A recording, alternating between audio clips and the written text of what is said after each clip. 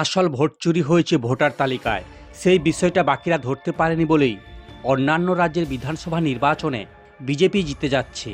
কিন্তু পশ্চিমবঙ্গে সেটা হবে না। ভোট চুরির বিষয়টা হাতে নাতে ধরে ফেলেছেন তৃণমূল কংগ্রেস। এমনই দাবি করলেন তৃণমূল কংগ্রেসের সর্বভারতীয় সাধারণ সম্পাদক অভিষেক বন্দ্যোপাধ্যায়। 5 দফা প্রশ্ন নিয়ে বুধবার নির্বাচন কমিশনের ফুল বেঞ্চের সঙ্গে বৈঠক করেন তৃণমূল কংগ্রেস সাংসদ অভিষেক বন্দ্যোপাধ্যায়। সঙ্গে ছিলেন আরও 9 জন সাংসদ। বৈঠক থেকে বেরিয়ে সাংবাদিক বৈঠক করেন তৃণমূলের সর্বভারতীয় সাধারণ সম্পাদক তথা সাংসদ অভিষেক বন্দ্যোপাধ্যায়। অভিষেক বেরিয়ে এসে জানান যে 5 দফা প্রশ্ন তারা রেখেছিলেন তার অধিকাংশই উত্তর সঠিকভাবে দেয়নি কমিশন। অভিষেকের প্রশ্ন ছিল, যেখানে এসআইআরের বাংলায় সবথেকে কম নাম বাদ গিয়েছে সেখানে কেন বাংলাতেই মাইক্রো অবজারভার নিয়োগ করা হলো।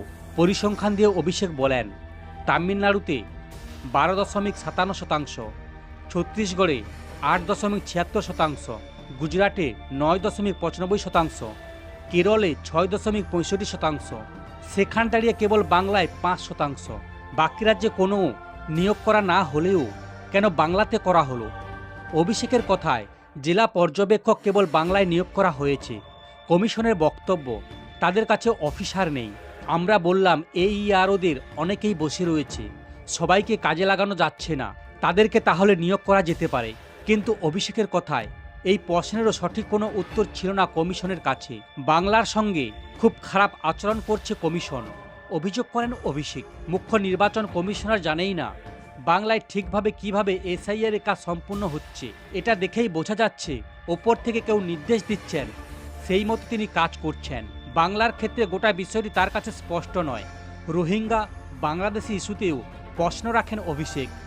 তার দাবি, এই যে 58 লক্ষের নাম বাদ দেওয়া হয়েছে তাদের মধ্যে কতজন বাংলাদেশি, কতজন রোহিঙ্গা রয়েছেন তাদের তালিকা প্রকাশের দাবি জানান তিনি।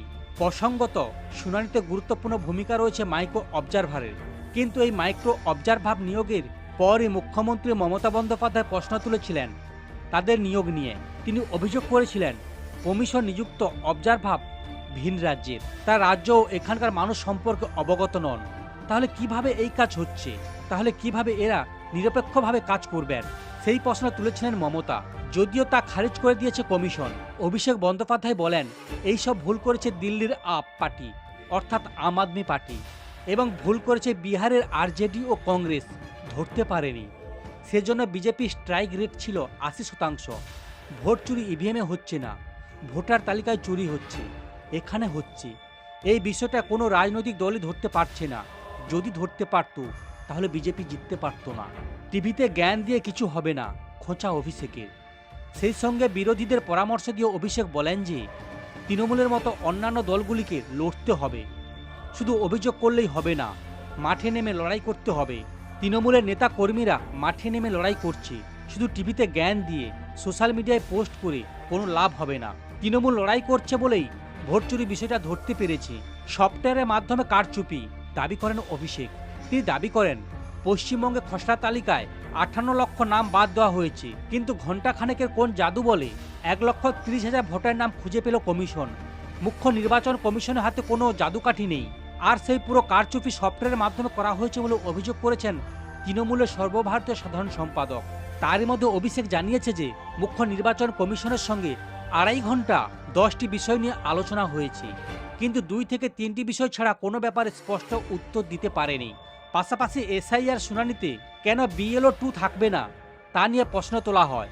আর যদি বিএলও 2 না থাকে তাহলে সার্কুলার জারি করতে বলেছেন তৃণমূলের প্রতিনিধি দল। কিন্তু কেন কমিশন সার্কুলার জারি করছে না তা ব্যাখ্যা নিজেই দিয়েছেন অভিষেক। কারণ কমিশন সার্কুলার জারি করতে পারবে না, কারণ তাহলে সেটির বিরুদ্ধে আদালতে মামলা করা হবে। তাই ইচ্ছাকৃতভাবে সফটওয়্যারের মাধ্যমে সার্কুলার ছড়িয়ে দেওয়া হচ্ছে। হোয়াটসঅ্যাপের মাধ্যমে সরকার চালানোর চেষ্টা করছে কেন্দ্রীয় সরকার এবং নির্বাচন কমিশন। তার একাধিক প্রশ্নে কোনো সদুত্তর দিতে পারেনি নির্বাচন কমিশনের বেঞ্চ। আলোচনা এমন এক পর্যায়ে পৌঁছয় অভিষেকের দিকে আঙুল উঁচিয়ে কথা বলেন জ্ঞানেশ কুমার। তেমনটাই সাংবাদিক বৈঠকে দাবি করেছেন অভিষেক। আর ঠিক তারপর অভিষেকের কি বক্তব্য ছিল সেটা বাইরে বেরিয়ে এসে জনসমক্ষে বলেন অভিষেক। অভিষেকের কথায় আলোচনা এমন এক পর্যায়ে পৌঁছয় মেজাজ হারিয়ে আঙুল উঁচিয়ে কথা বলেন জ্ঞানেশ কুমার। তারপরই অভিষেক বলেন, আমি বলেছিলাম আমার রাজ্যে মানুষের প্রতি আমার দায়বদ্ধতা রয়েছে, আমরা নির্বাচিত, আপনি মনোনীত, আপনাকে আমাদের কাছে জবাবদিহি করতে হবে। জ্ঞানেশ কুমারকে তিনি বলেন আঙুল নিচে নামিয়ে কথা বলুন। উনি ভেবেছিলেন হয়তো উনি যা বলবেন আমরা তা শুনে নেব।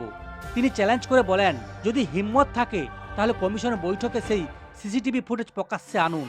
তা নিয়ে বিজেপি নেতা রাহুল সিনহা বলেন নির্বাচন কমিশন বুঝে গেছে তৃণমূল কত ঘৃণ্য এবং নিচু পর্যায়ে রাজনীতি করছে। ওরা ক্ষমতা ছাড়া হবে তাই নোংরা রাজনীতি করছে, তাই নির্বাচন কমিশন আঙুল তুলে কথা বলছে। ওরা যা বলার বলুক, তাতে কমিশনে কিছু যায় আসে না। সমস্ত খবর দেখতে এই চ্যানেলের সঙ্গে থাকুন।